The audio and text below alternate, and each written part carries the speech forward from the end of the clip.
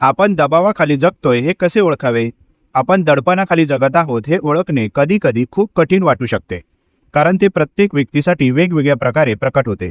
तथापि असे काही सामान्य संकेत आहेत जे आपली सद्यस्थिती दर्शवू शकतात. एक महत्त्वाचा घटक म्हणजे मानसिक आणि शारीरिकदृष्ट्या सतत दबलेले आणि थकल्यासारखे वाटणे. सतत थकवा, झोपेची अडचण किंवा वारंवार डोकेदुखी किंवा स्नायू तणाव.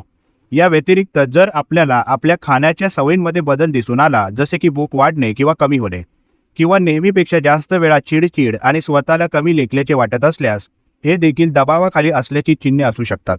आणखीन एक म्हणजे सतत अतिविचार, पूर्णपणे आराम करू शकत नाही किंवा विश्रांतीच्या गोष्टींमध्ये आनंद घेऊ शकत नाही.